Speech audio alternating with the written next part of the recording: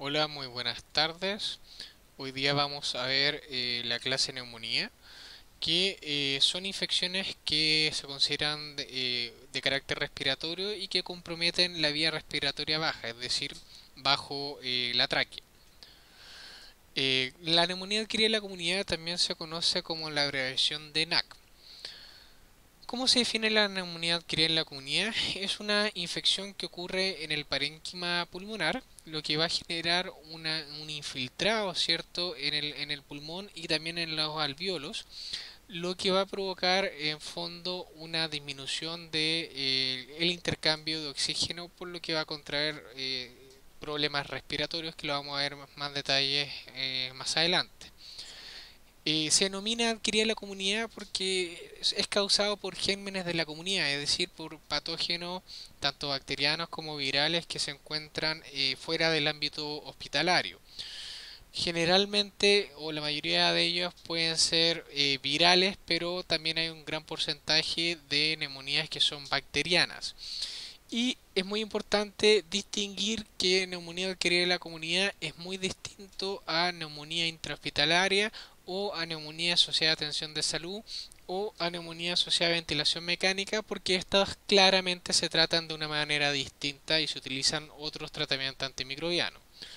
Es una enfermedad que es bastante común y a medida que va aumentando la edad es más probable que un paciente la tenga. Es una importante causa de consulta y hospitalizaciones a nivel mundial.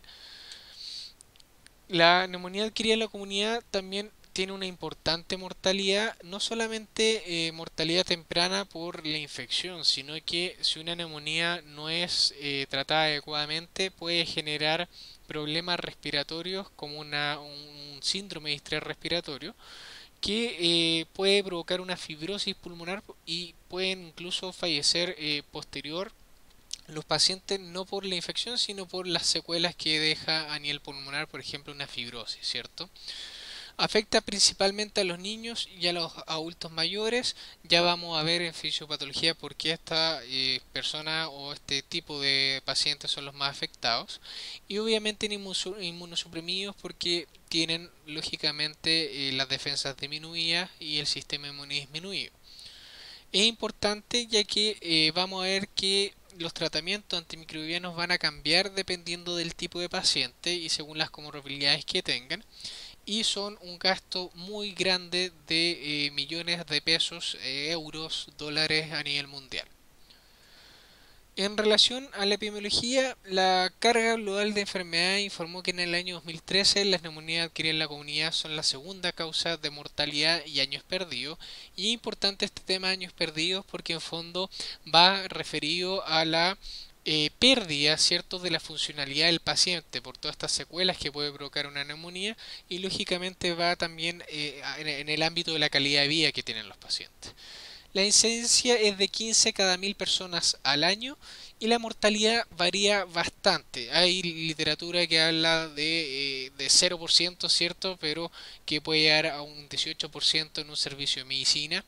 Y ya cuando el paciente llega a una unidad de paciente crítico y intubado, la mortalidad puede llegar hasta el 50%. Por lo tanto, es una patología bastante grave. Es más común en hombres que en mujeres, pero tampoco una diferencia tan grande de manera significativa. A esto me refiero que, a una neumonía que puede llegar a unidad de paciente crítico, ¿cierto? Que requiera intubación. Estos son los pacientes que tienen mayor riesgo de mortalidad. En relación a la etiología, les comentaba que puede ser tanto causada por bacterias como por virus e incluso pueden estar causadas por ambos tipos de patógenos. Dentro de la etiología de este trabajo del New England, habla que lo más común son las neumonías causadas por rinovirus, por ejemplo, por influenza, y luego le sigue el famoso streptococo, neumoniae. Por lo tanto, la mayoría de las neumonías son virales y esto es algo sumamente importante debido a que muchas neumonías virales en varias ocasiones se tratan con antimicrobianos que eso no debiese ser una buena práctica. Pero la gran mayoría de las veces, lamentablemente, o se cultiva tarde o no se busca el agente etiológico, por lo tanto no tenemos la detección de patógenos, fíjense en un 62%.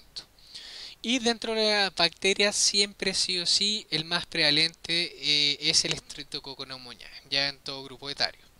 Por ejemplo, acá podemos ver distinta etiología de bacterias y algunos virus en distintos tipos de población.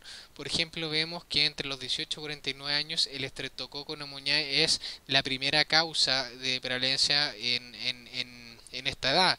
Asimismo, en pacientes mayores de 80 años es la bacteria más prevalente de importancia clínica, y también en los pacientes de 50 a 64 años y también en los de 65 a 79 años. Hay otras bacterias que tienen bastante relevancia clínica, sobre todo en pacientes pediátricos, que es el Mycoplasma pneumoniae o el Chlamydia pneumoniae, que es más común en pacientes menores a 18 años. Este es otra etiología también sacado de hospitales chilenos, que es sacado de la revista de la Clínica Las Condes, en donde nuevamente la bacteria más prevalente, ¿cierto? Es el Streptococcus pneumoniae en un 21%, le sigue el Mycoplasma pneumoniae, la Chlamydia pneumoniae, y nuevamente, si se pueden fijar, el 39% es viral. ¿Ya? Por lo tanto, considerar siempre que puede ser causado por virus. ¿Cuáles son los factores de riesgo para que un paciente en general tenga más probabilidad de tener una neumonía?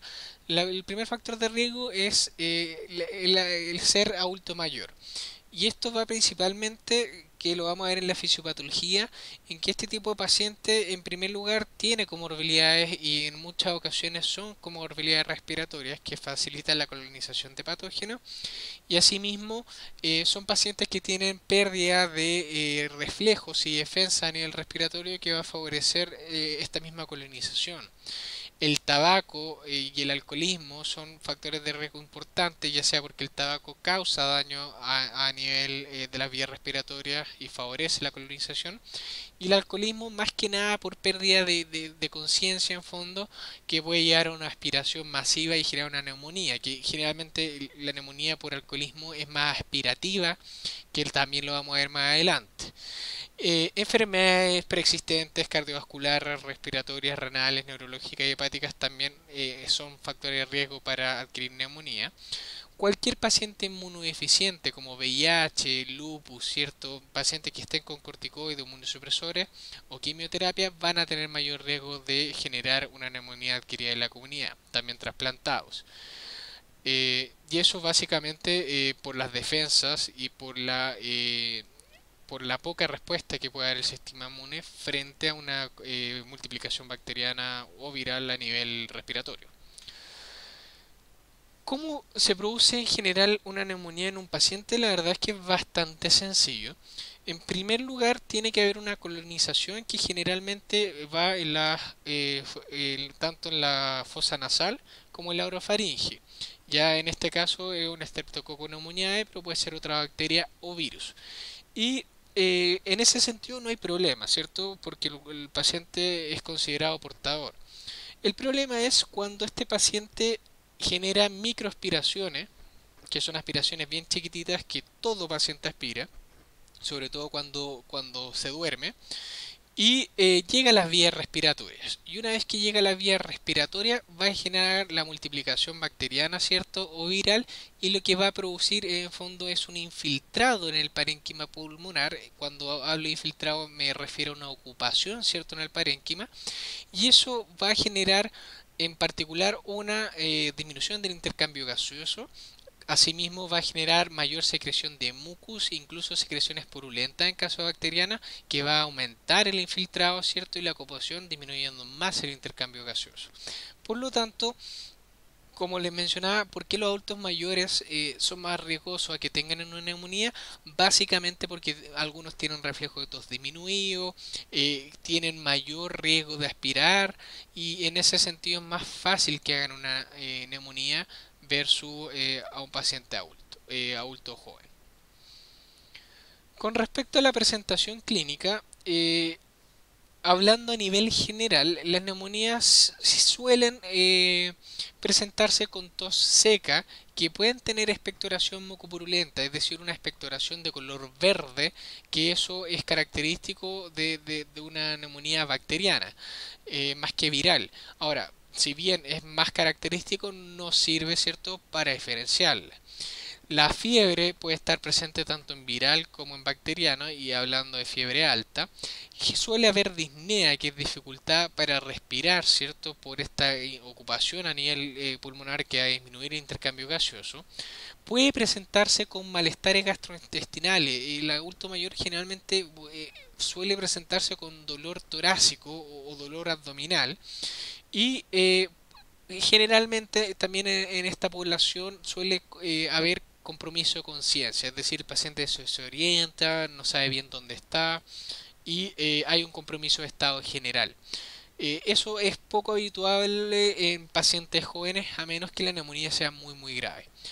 Puede haber dolor en el pecho, como les mencioné, principalmente en el adulto mayor, y también puede haber cefaleas. Las cefaleas son un poquito más prevalentes a nivel de neumonías causadas por virus.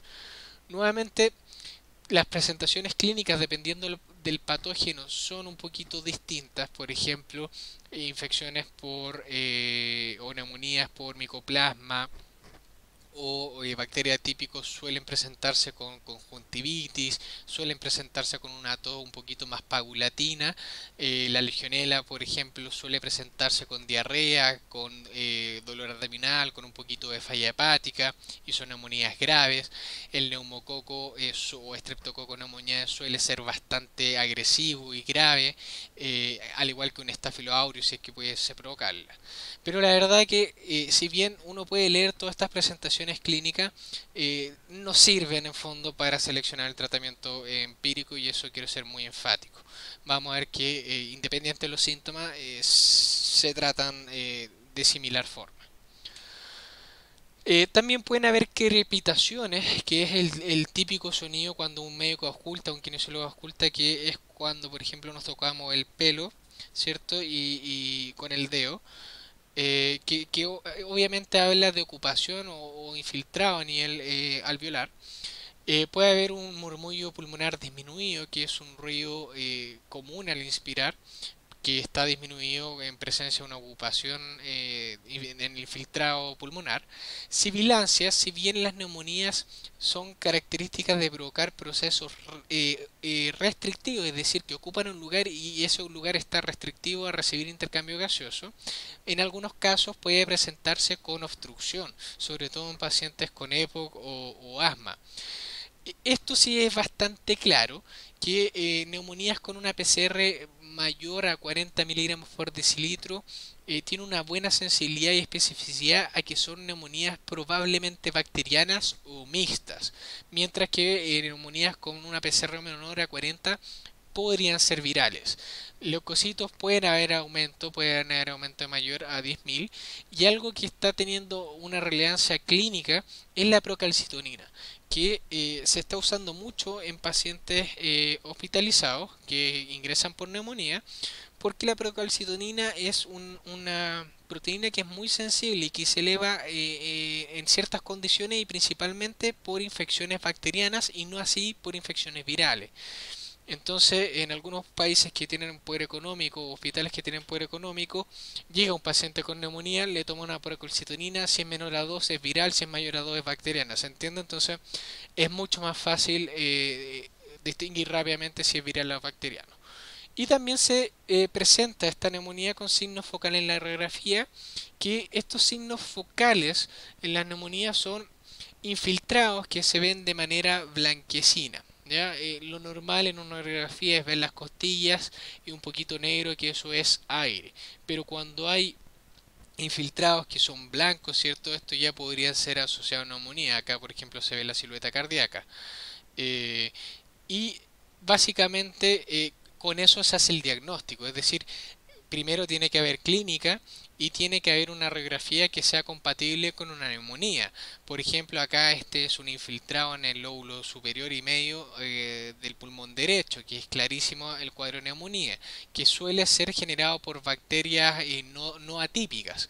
En cambio, estos infiltrados, que son medios difusos, suelen causar la neumonía un poquito ya sea virales o incluso por bacterias atípicas como Mycoplasma o Legionella, pero nuevamente no sirve tampoco para diferenciar qué tratamiento elegir, sino que vamos a ver que en ciertos grupos, independiente de la presentación clínica, el tratamiento es el mismo. ¿Qué más sirve para el diagnóstico de neumonía? Más que diagnóstico, es una escala que le sirve al médico tanto para el tratamiento como para saber a dónde hospitalizar al paciente. Esta es una escala que se llama CURV 65, que cada letra es un acrónimo, ¿cierto? Donde la C es si el paciente presenta confusión mental, la U habla referida a urea o también a nitrógeno ureico, que si es mayor a 20 miligramos por decilitro el paciente está en falla renal. La R que va en la frecuencia respiratoria, que tienen que ser mayor a 30 minutos. La B de blood pressure, de presión arterial, ¿cierto? Que si la sistólica es menor a 90 o menor a 60. Y la edad mayor a 65 años. ¿En qué se basa esta escala?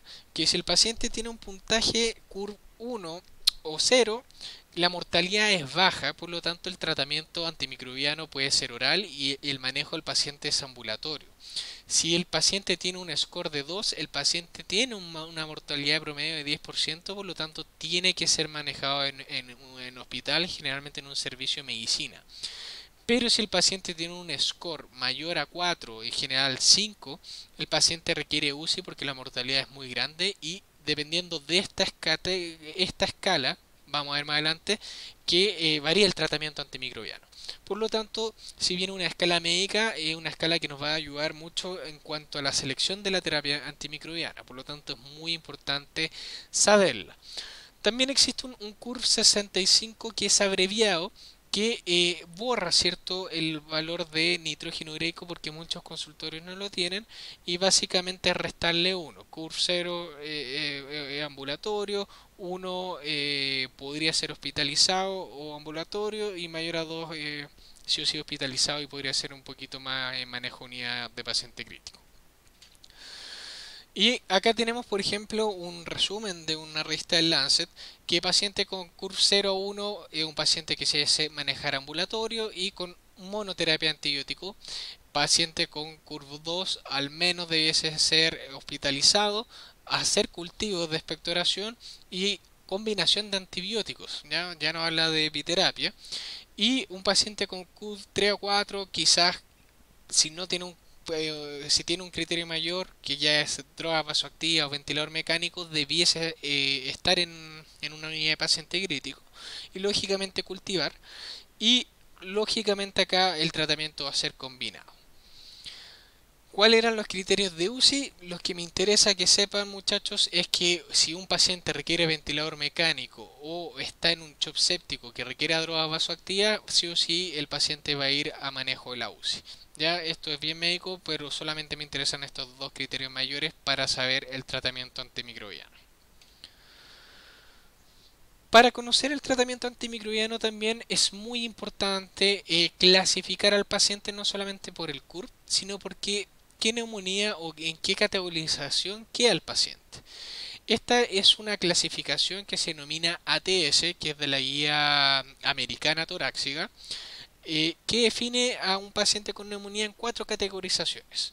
Aquel que es paciente ATC1 se define a cualquier paciente sin comorbilidades y que tenga menor a 60 años y que tiene una neumonía que claramente no requiere hospitalización, es decir, un CURV 0, ¿ya? O un CURV 1. ¿Y qué importancia tiene? Que los patógenos más prevalentes en esta población son obviamente el Streptococcus pneumoniae, Mycoplasma pneumoniae y Chlamydia pneumoniae y virus. Y en muchas ocasiones el Mycoplasma pneumoniae y la Chlamydia pneumoniae suelen ser neumonía no muy agresiva, por lo tanto no requieren una hospitalización, incluso pueden pasar muy someramente como un resfriado. La categorización ATS2 va referido a pacientes que ya tienen comorbilidades, por ejemplo, hipertensión, insuficiencia cardíaca, o los cuales sean mayores a 60 años. Acá se amplía la etiología de bacteriana, por ejemplo, la Haemophilus influenzae o la Moraxella catarrhalis, que ambos patógenos son gram negativos y que tienen la característica de generar beta-lactamasa. Por lo tanto, acá nos va a cambiar el tratamiento antimicrobiano. La selección es distinta. NACA-TS3 se va a definir de aquel paciente independiente de los factores de riesgo que requiere hospitalización, y si se fijan ya pueden aparecer bacilos gram negativos, que es muy raro y puede estar dando vuelta la legionela, pero es muy parecido a los patógenos de la TC2, solamente que necesitan tratamiento endovenoso. Y la TS3 son pacientes ya que requieren unidad de paciente crítico, que lo más importante en este caso es cubrir en algunos casos pseudomonas comunitarias y sí o sí legionela. Entonces, en base a esto, vamos derechamente al tratamiento. El tratamiento va a depender de la gravedad, ¿cierto? Que lo podemos manifestar como un CUR alto o también una TS3 o 4. Las comorbilidades, la resistencia, la seguridad y obviamente todo tratamiento empírico requiere cubrimiento de Streptococcus pneumoniae.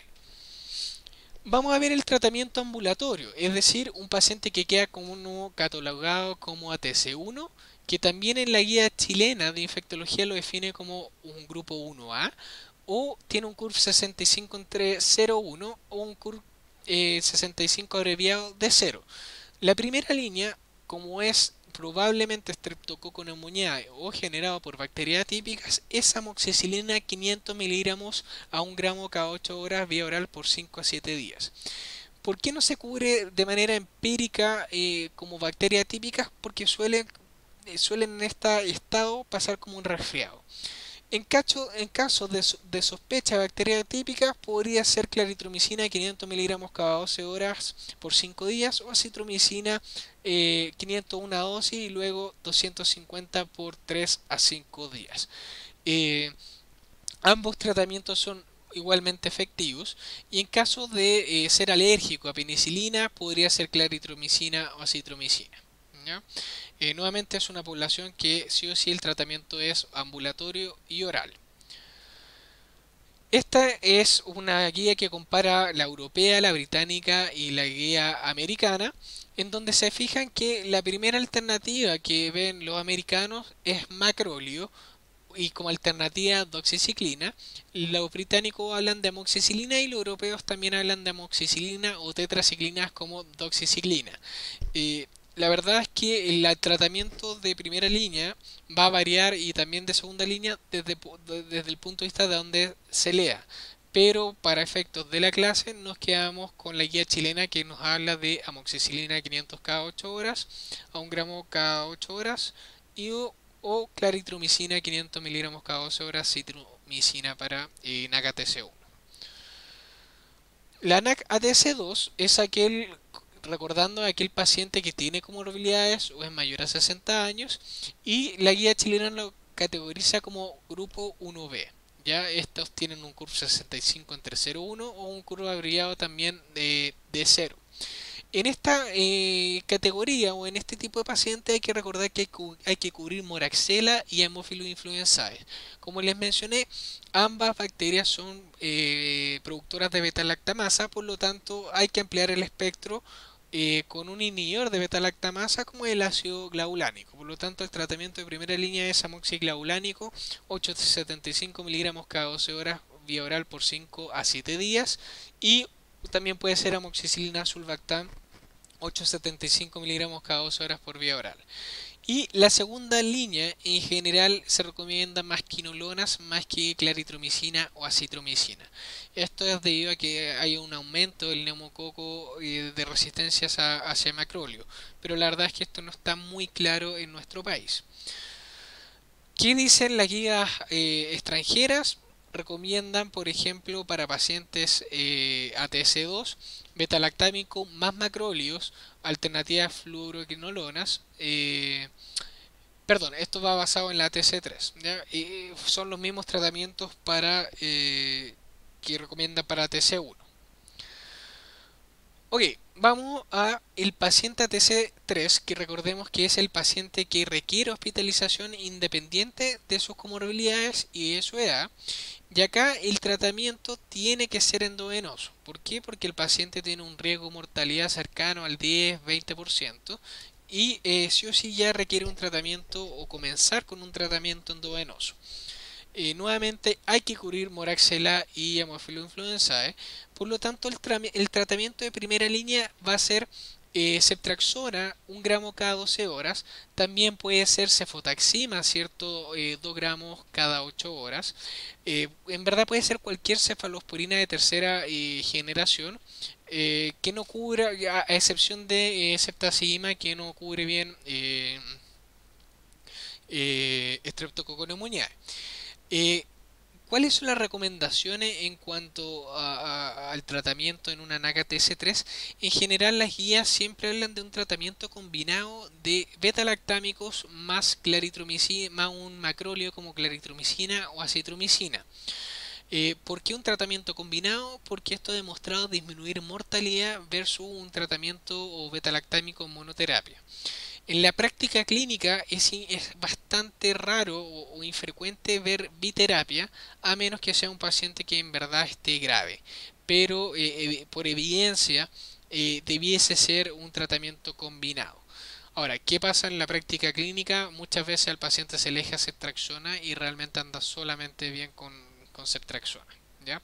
En este grupo habría que cubrir bacterias atípicas obligatoriamente, por eso el añadir un macrolio como claritromicina o acitromicina.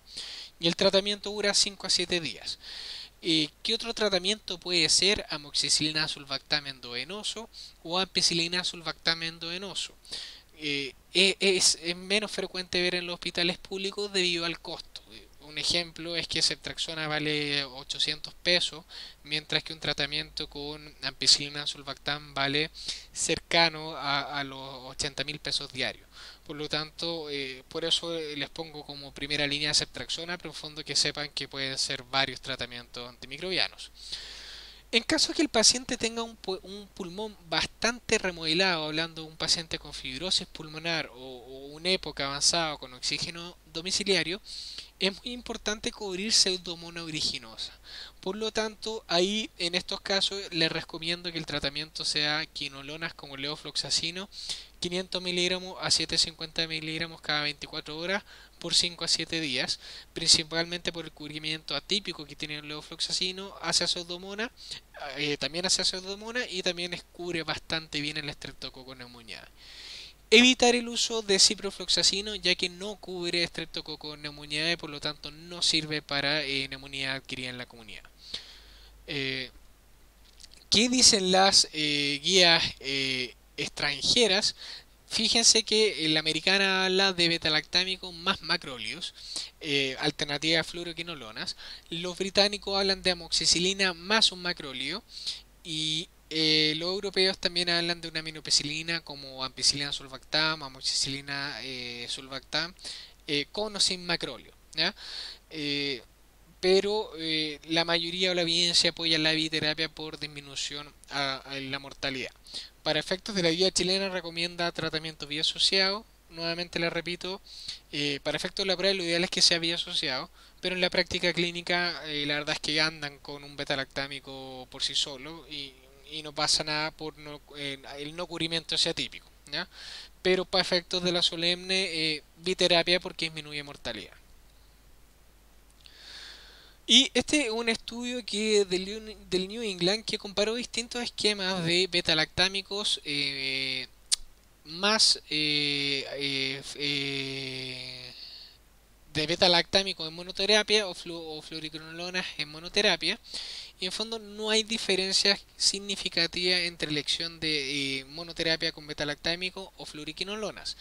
Lo que sí es importante destacar que las quinolonas como el levofloxacino no van a ser primera línea debido a los efectos adversos que tienen y al riesgo de inducir resistencia o selección para bacterias B positivas como para el Clostridium difficile que también lo van a ver en una clase. ¿En qué pacientes sería primera línea, cierto? En pacientes con fibrosis pulmonar, con un pulmón muy remodelado, o pacientes con oxígeno domiciliario por alguna patología respiratoria. Y este es un metaanálisis que en fondo nos habla de biterapia versus monoterapia, y si se fijan la mayoría de los estudios apoya la biterapia porque disminuye mortalidad versus la monoterapia de beta-lactámicos. Por lo tanto, es por esto que la mayoría de las guías y la fuerte recomendación hoy día es biterapia versus monoterapia. Lo que menciono en la realidad clínica es distinta, pero por evidencia debiésemos sugerir biterapia en pacientes hospitalizados. Y vamos finalmente al llegar al último grupo, que es el tratamiento de los pacientes que tienen neumonía adquirida en la comunidad que van hacia la UCI. Y en este caso, la única diferencia, bueno, si se fijan, la guía chilena lo denomina como grupo 3, tienen un curva entre 3 a 5, ¿cierto? Un curva averiado entre 3 y 4. Y acá sí o sí lo que hay que cubrir es bacterias atípicas y legionela. Por eso el tratamiento empírico ya no es ceftriaxona más claritro o acitro, sino que ceftriaxona más levofloxacino, debido a que amplía o levofloxacino tiene un cubrimiento mucho mayor hacia legionela. Ahora, en la actualidad hay estudios que han comparado levofloxacino versus acitromicina más beta-lactámico, y la verdad es que la acitromicina ha demostrado disminuir mortalidad.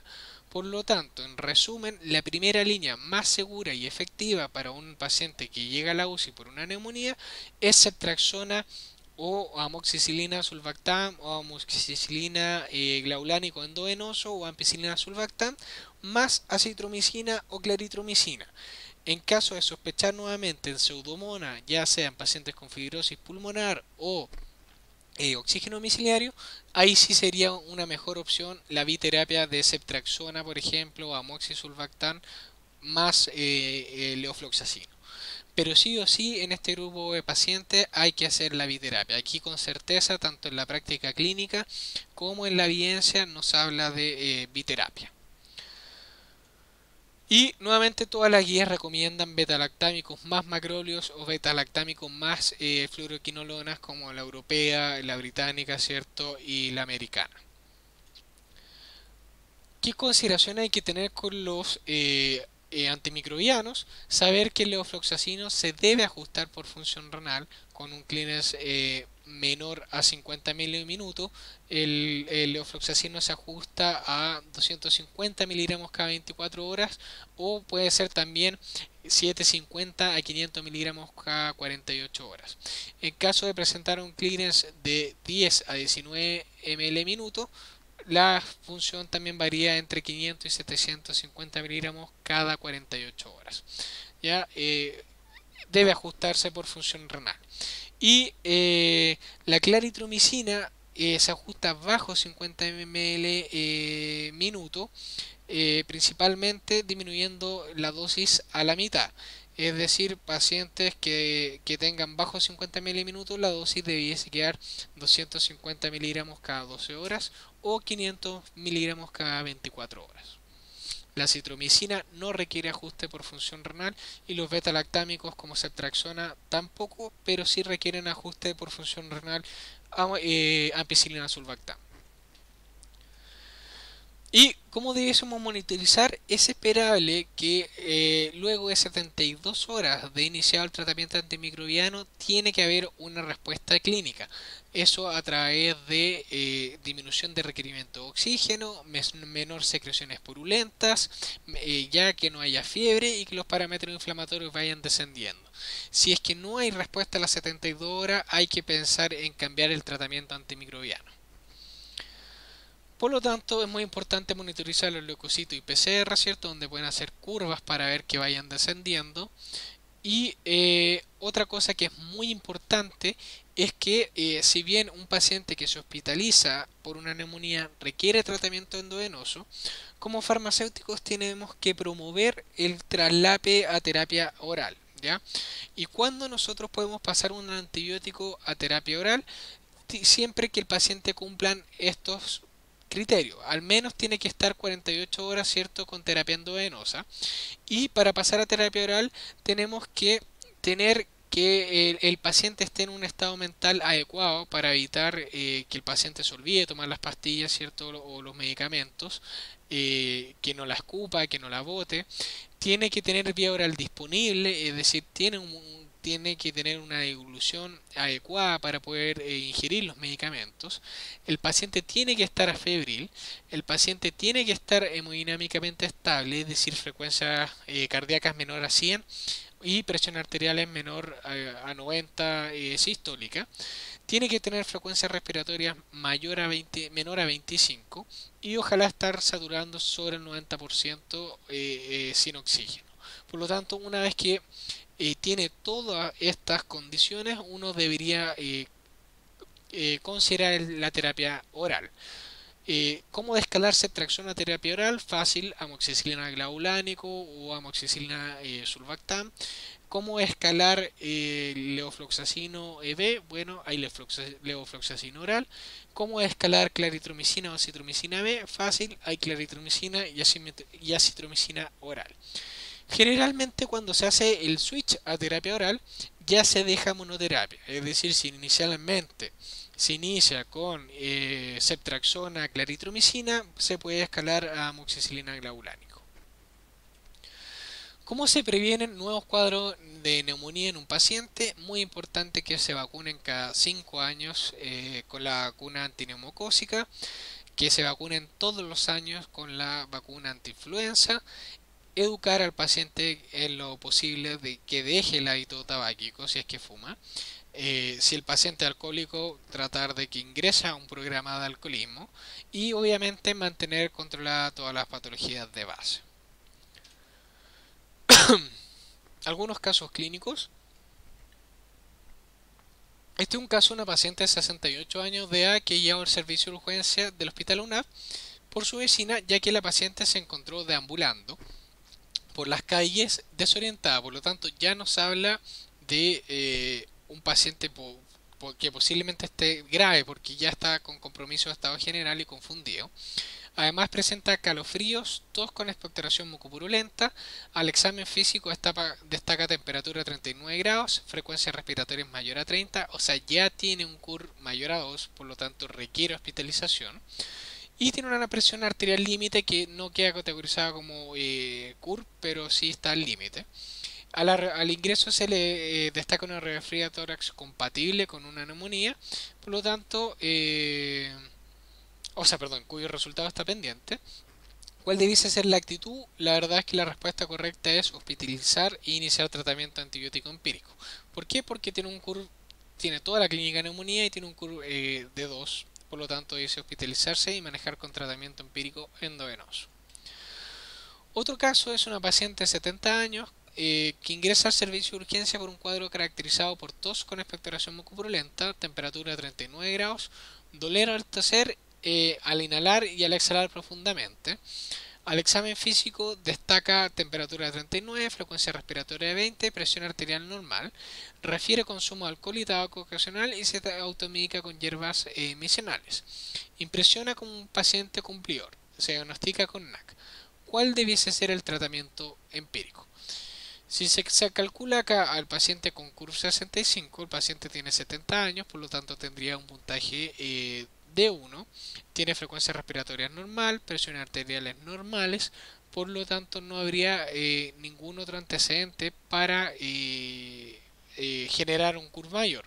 Por lo tanto, este sería un paciente NAC ATC2, CURV D1 y el tratamiento debiese ser amoxicilina clavulánico 875 miligramos a 125 miligramos cada 12 horas por 5 días, porque debiese manejarse ambulatorio.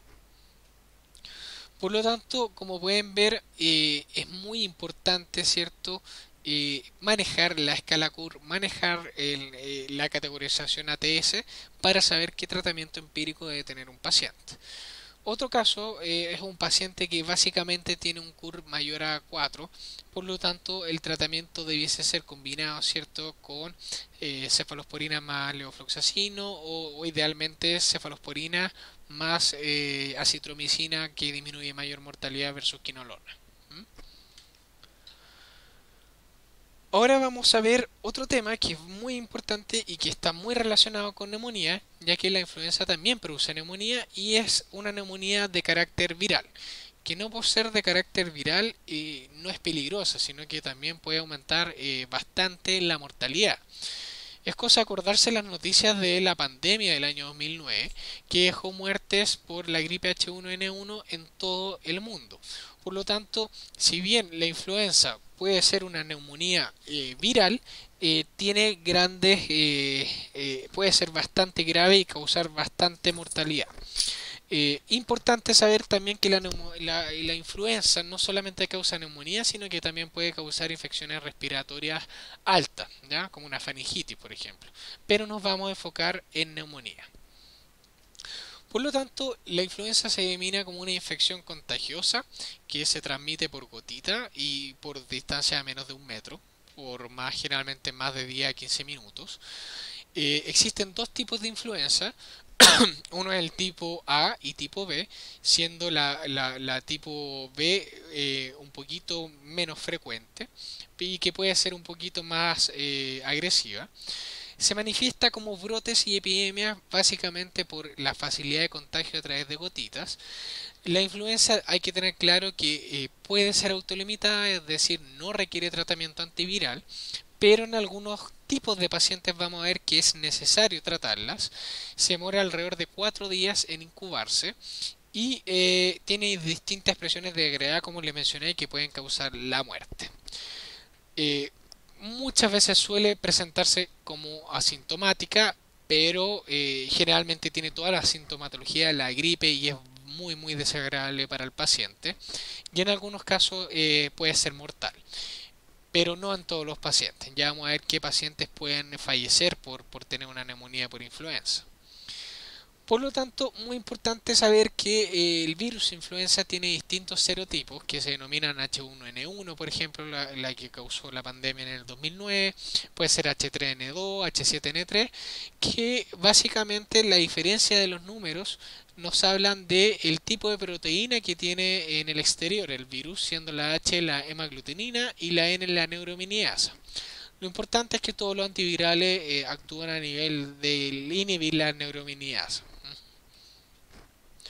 Dentro de la epidemiología es muy importante que la influenza tiene un carácter estacional, es decir, los casos claramente aumentan en los meses de invierno, empieza un poquito a aumentar en mayo y terminan a partir de septiembre, pero si bien esta es la época crítica de neumonía por influenza, saber que también se puede dar en otras épocas del año, pero es más infrecuente.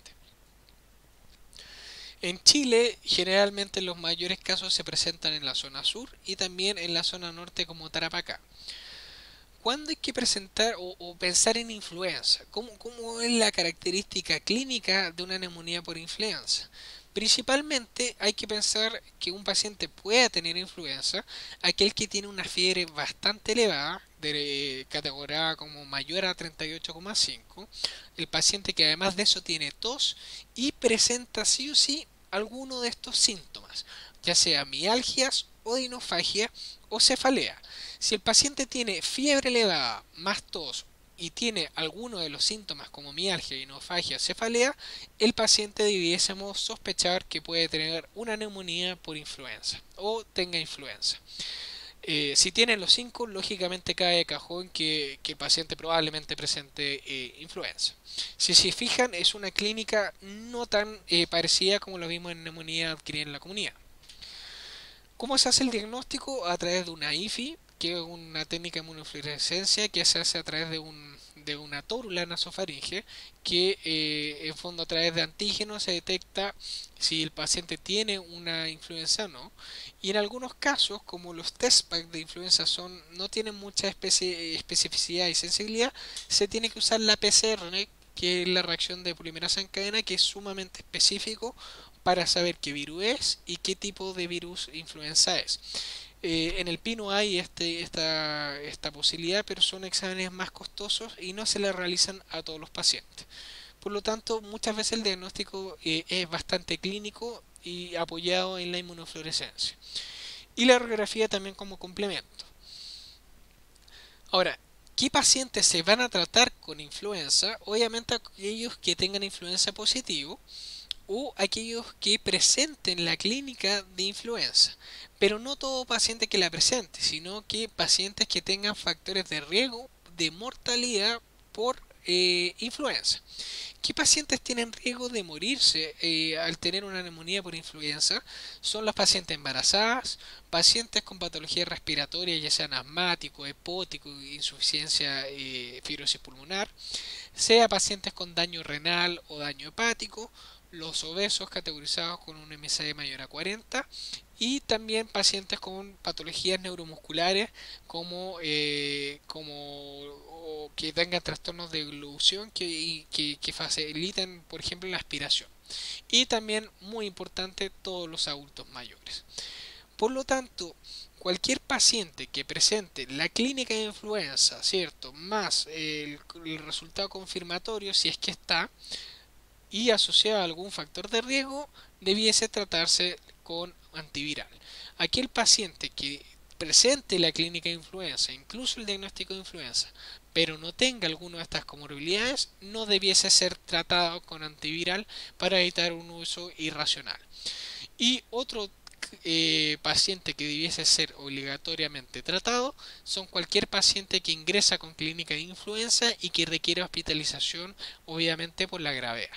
Por lo tanto, un paciente de 20 años, por ejemplo, que no tenga ninguna de estas comorbilidades, pero tiene influenza que puede ser que es muy grave y que llegue a la hospitalización, también este paciente requeriría tratamiento antiviral.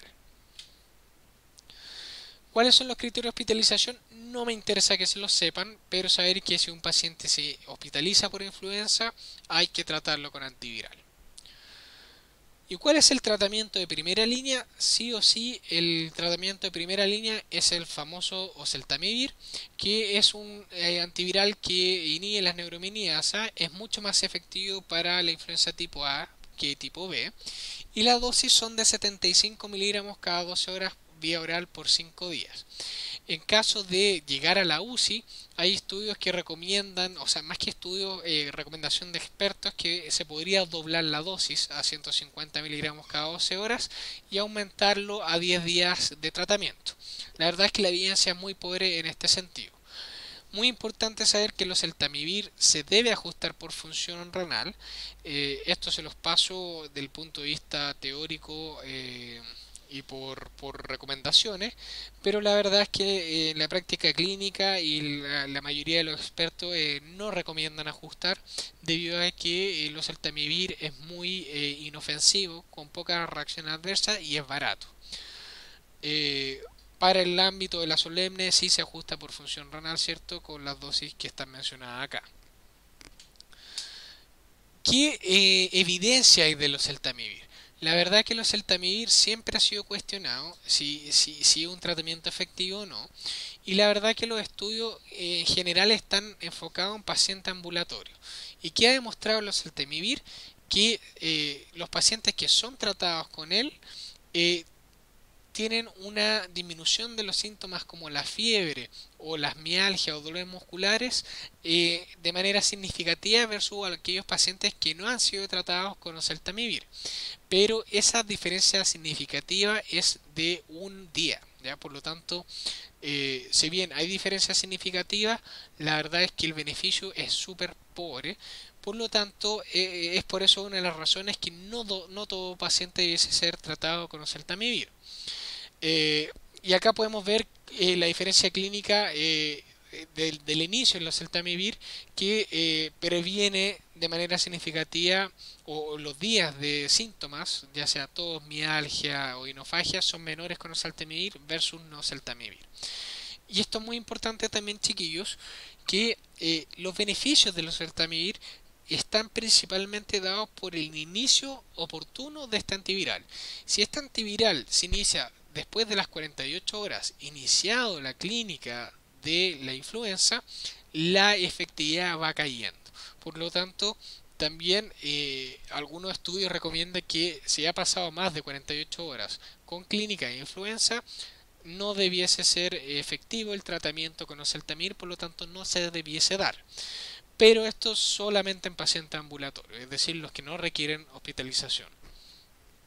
Y esto es un metaanálisis bastante interesante que es del 2015, que ya no habla de pacientes hospitalizados por influenza. Si bien es pagado por el laboratorio, tiene un grupo de investigadores aparte. ¿Qué es lo importante de este análisis? Que el oseltamivir versus placebo disminuye la mortalidad, ¿cierto?, en los pacientes de manera significativa. Y esto sí ya es importante, o sea, hablamos de un octán de importancia clínica como es la mortalidad. Y en cuanto disminuiría la mortalidad, hablan cerca de un 15%. Y en cuanto a al ingreso hospitalario, también disminuye el ingreso hospitalario en un 63%. Ya, esto ya son un poquito, unos datos un poquito más duros de un paciente más grave por influenza. Y este otro estudio que se sacó de un metaanálisis de la pandemia del H1N1 del año 2009, en que los pacientes que fueron tratados con oseltamivir, que eran mayores a 16 años, sí había diferencias en la mortalidad de manera significativa, un 25%. Pero en pacientes pediátricos no había esa diferencia de mortalidad. Eh, por lo tanto, siguen adultos, pero no en pacientes pediátricos.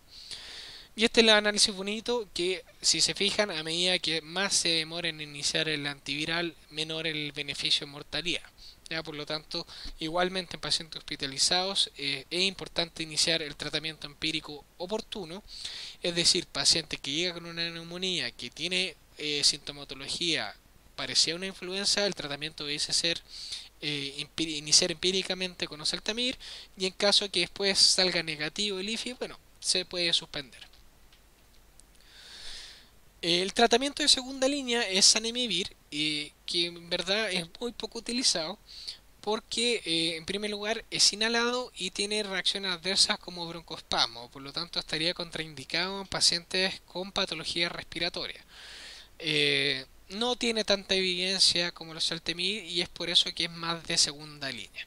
Ya nuevamente las dosis son 2 inhalaciones de 10 miligramos cada 12 horas por 5 días y en realidad no debiese ser utilizado en pacientes con patología respiratoria. Y muy importante también manejar la fiebre, porque en general la influenza causa fiebre al menos 3 a 5 días, analgésico en casos de dolores musculares, hidratación en caso de pérdida por transpiración, sobre todo por la fiebre, reposo y ojalá alejarse de los familiares para evitar el contagio. Para evitar el contagio. ¿Qué parámetros de seguimiento hay que seguir en caso de influenza? Fiebre, mialgias, tos, PCR, leucocitos, la clínica y obviamente el soporte de oxígeno. Si bien estamos viendo la neumonía adquirida en la comunidad como primera parte antimicrobiano y segunda parte influenza, quiero que integren bien que la neumonía puede estar causada por un neumococo y además también por una influenza. Por lo tanto, muy importante saber en qué fecha, es decir, si estamos en invierno, hay que cubrir empíricamente influenza con oseltamivir en cualquier paciente que tenga clínica de influenza y luego se suspende si es que se descarta por IFI, ¿ya? Pero muy importante que sepan integrar la totalidad del tratamiento de neumonía aquí en la comunidad. Profilaxis, la verdad es que la profilaxis con antiviral cada vez está menos en desuso. De hecho, se tienen que cumplir todas estas condiciones para que un paciente que fuera a contacto con influenza reciba tratamiento antiviral. Y dentro de ello es que haya estado a menos de 1 metro con el contacto y por más de 15 minutos, que hayan pasado 24 horas del contacto, que sea un paciente no vacunado, porque un paciente vacunado no debería recibir profilaxis, y paciente que tenga alguna condición de riesgo para mortalidad que lo vimos anteriormente. Por lo tanto, casi ningún paciente cumple todas estas condiciones para recibir profilaxis. En caso de las dosis profiláxicas, se las dejo por acá, pero la verdad es que tiene poca relevancia clínica. Las reacciones adversas más frecuentes de los oseltamivir y zanimivir son las náuseas y vómitos gastrointestinales, diarrea, y muy importante recordar que el zanimivir puede causar broncoespasmos, por lo tanto no está indicado en pacientes con patologías respiratorias. Y muy importante que el oseltamivir pudiese causar delirium, igual que el zanamivir, pero en pacientes pediátricos. Ya esto no está muy estudiado en pacientes adultos. ¿Qué pacientes deben vacunarse todos los años? Todos los adultos mayores, niños que tengan entre 6 meses hasta los 5 años, embarazadas después de la tercera, desde de los primeros 3 meses, enfermedades crónicas, hipertensión, diabetes, renales, hepáticos, pulmonares, hepáticos, trabajadores de la salud, sobre todo los que van a los hospitales, pacientes que o personas que trabajan en la industria de avícolas y cerdos, ya que estos animales son portadores de virus, y pacientes inmunosuprimidos. Por lo tanto, todos estos pacientes deben vacunarse año a año contra la influenza. Como conclusión, es importante promocionar el uso racional de antivirales, ¿cierto? No todo paciente requiere oseltamivir, ya vimos cuáles eran los criterios.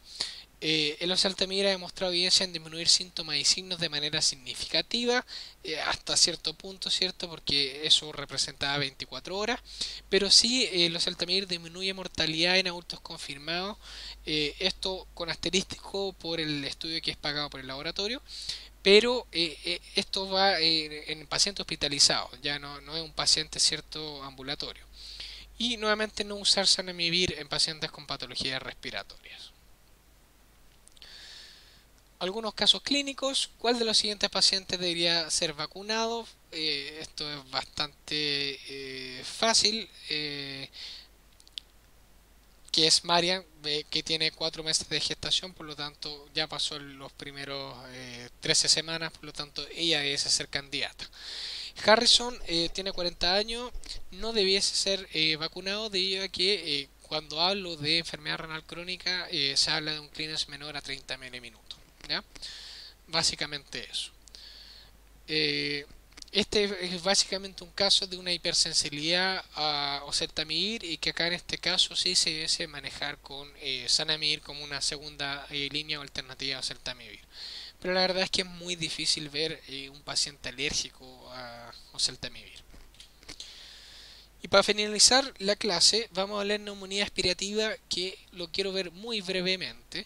Que la neumonía aspirativa, si bien les pasé que la neumonía adquirida en la comunidad generalmente se veía a que patógenos de colonizantes a través de un proceso aspirativo podían llegar a vía aérea, cuando hablamos de neumonía aspirativa hablamos de neumonías aspirativas masivas, es decir, el paciente aspira un gran contenido gastrointestinal, ya sea generalmente orofaringio o también que proviene del estómago, pero son grandes volúmenes, ¿ya?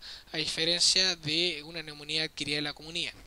Y la neumonía aspirativa generalmente se da en pacientes que tienen problemas de glutorios o, o mal reflejo de tos que permitan esta exagerada aspiración. O pacientes que estén comprometidos de conciencia, por ejemplo, un paciente con convulsiona, que tiene un accidente cerebrovascular isquémico en curso. Eh, por lo tanto, se tienen que cumplir dos requisitos para producir neumonía aspirativa, que es la mala protección de la vía aérea y que este líquido aspirado genere un perjuicio en las vías respiratorias. Inicialmente, esta neumonía aspirativa eh, provoca inflamación. ¿Por qué? Por el pH gástrico, ¿cierto? Que va a generar daño al alveolo, pero no necesariamente una neumonía bacteriana, sino que más una neumonía química. Pero si esta neumonía química no es manejada o correctamente tratada, puede sobreinfectarse, ¿cierto? Y generar neumonías aspirativas bacterianas, ¿ya? Pero la realidad es que en Chile toda neumonía aspirativa se trata, ¿ya? Pero esto ocurre bastante en Chile y no en otros países.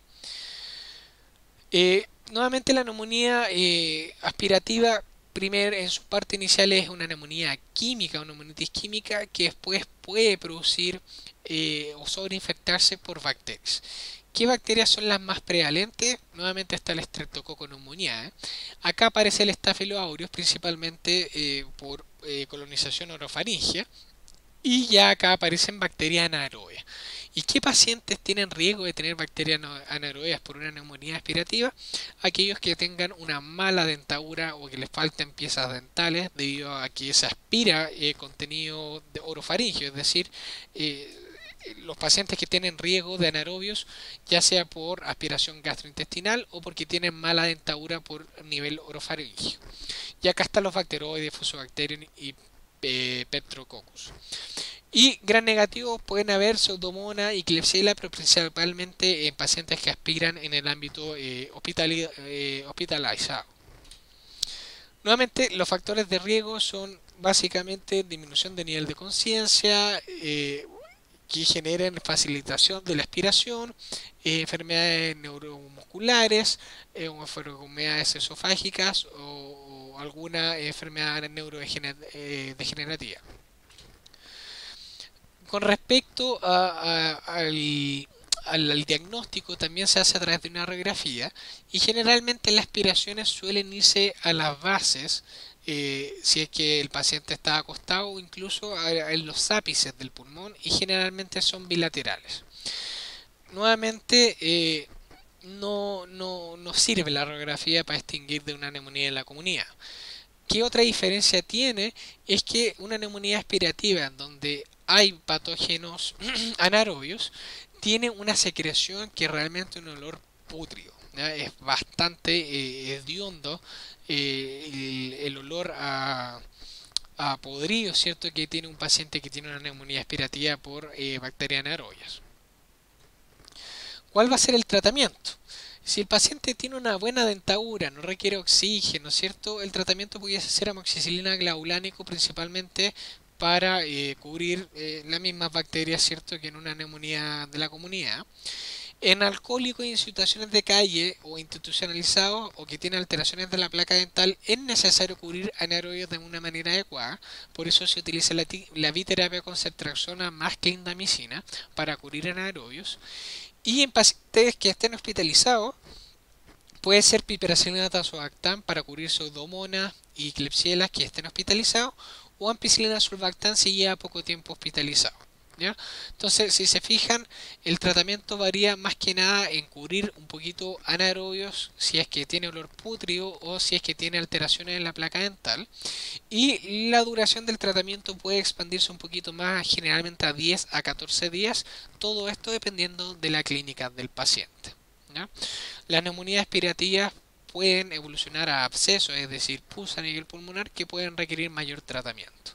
Pero más que nada, eso es lo que requiero que manejen. Bueno, esto ha sido la clase de neumonías.